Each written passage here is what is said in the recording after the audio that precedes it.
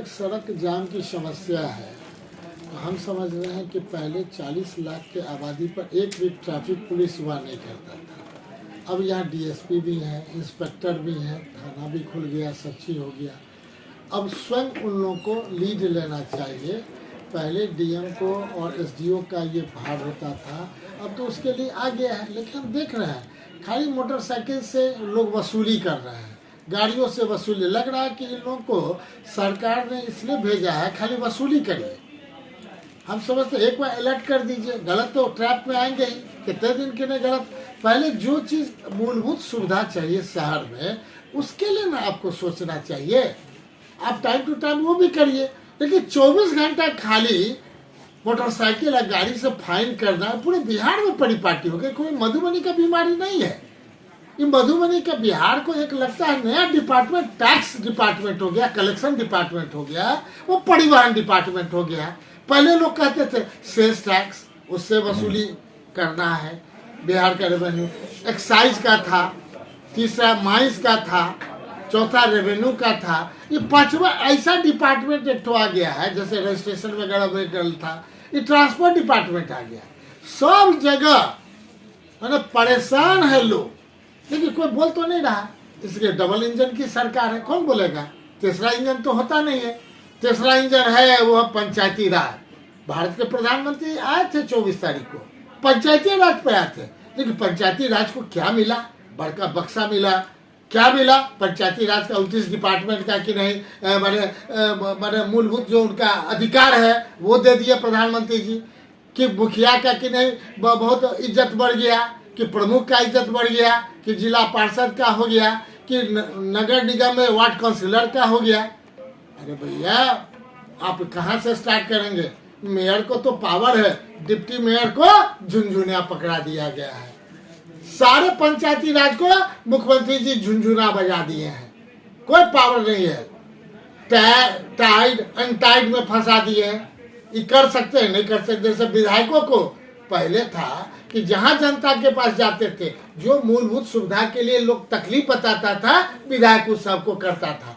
अब गाइडलाइन हो गया मुख्यमंत्री जी का, नहीं करना है, ये करना है।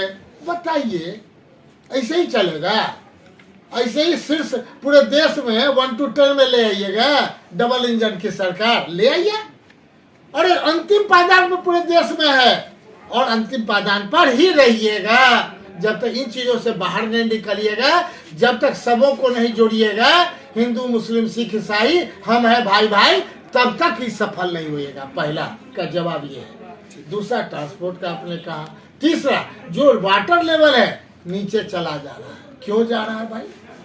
सब जगह अभी बताइए, दरभंगा 300 करोड़ रुपया दिए हैं बाहर से पानी ला करके करने का। हम लोग का जब म्यूनिसिपैलिटी था तब एक टावर 2 टावर था, उसी से पूरा मधुबनी को शहर मिलता, को पानी मिलता था। पंडौल जाइए, देखिए अभी भी टावर है, लेकिन शुद्ध नहीं, गंदा पानी लोग पीने के लिए मजबूर हैं।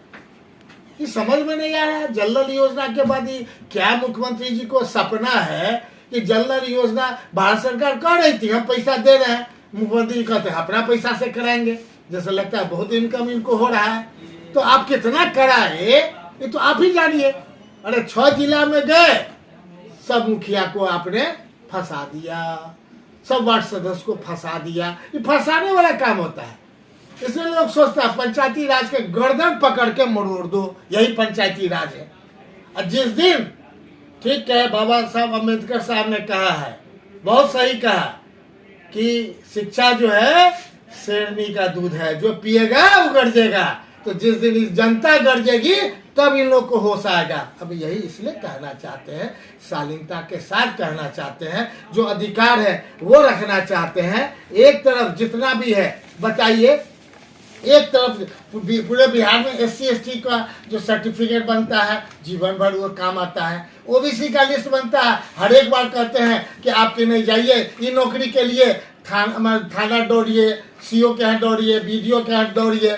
अरे भाई, एक बार की नहीं सर्टिफिकेट बन गया, पूरे स्टेट का जो नौकरी होगा CO दे दिया, उसको मानता होना चाहिए। बार बार क्यों सरकार मानती है भाई? और देश के बाहर का कहीं है अप्लाई करना है तो एसडीओ से लेना है, डीएम से लेना है। ये परिपत्र है, जारी है, ये किसी की मान्यता इनके पास नहीं है।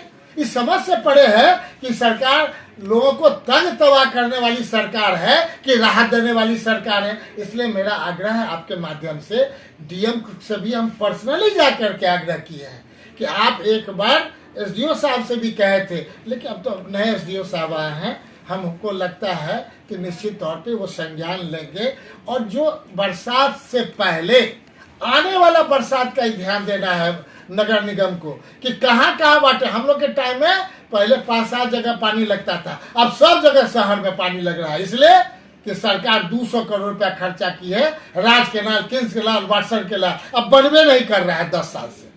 क्यों नहीं बन रहा है भाई? जब तक पानी का निकासी यहाँ पर पानी हरा देंगे तो जहाँ ढला हुआ है वहाँ चला जाएगा। शहर का जो बनावट है, जो जोग्राफल के हिसाब से आप देख लीजिए कौन नाला कहाँ है, कभी सड़क से ऊंचा नाला बन जाता, सिस्टम ही नहीं पता चल रहा है नगर निगम का कि किस रूप में ये मधुबनी शहर को ले जाना चाहता है। निश्चित तौर पे जो जनता का आक्रोश है, आप हमसे पूछे हैं, हम व्यक्त किए हैं, हमारा किसी से के प्रति आक्रोश नहीं है। जनता अपना आक्रोश अपने डायरेक्ट, भाई जनता मेयर चुनी है, डिप्टी मेयर चुनी है, तो निश्चित तौर पे उनका है कि डायरेक्ट हमारे 243 एमएलए में हमने कहा कि वार्ड काउंसिलर अपना पावर में रहेंगे, अब मेयर और डिप्टी मेयर अपना पावर में। इसलिए ना विधानसभा में गरजते थे कि डायरेक्ट इनको राइट दीजिए जनता को कि अपना चुने, तो जनता जाने। जनता समझती है कितना अच्छा है बुरा है, उनका आकलन करना है, मूल्यांकन करना है, मार्क्स देना है कि 60% देना है कि 80% करना है, कि पास करना है कि फेल करना है, जनता समझती है। अब मैं आपका स्पष्ट है कि निश्चित तौर पे बरसात के चलते और वाटर लॉगिंग जो है, रेन हार्वेस्टिंग के चलते जितना सरकारी बिल्डिंग है सब जगह जितना पैसा दिया जा रहा है, जितना चापाकल है, वहाँ पर कहीं ना कहीं उसका सोख्ता बनाना चाहिए। पानी बरसात के दिनों में छत से जाता है रेन वाटर का, उसका सही प्रॉपर केयर होना चाहिए। और मधुबनी में सीवरेज नाम का 1 रुपया खर्चा नहीं हो रहा है, उसकी प्लानिंग होनी चाहिए ताकि मधुबनी शहर स्वच्छ और सुंदर रहे। बहुत बहुत धन्यवाद।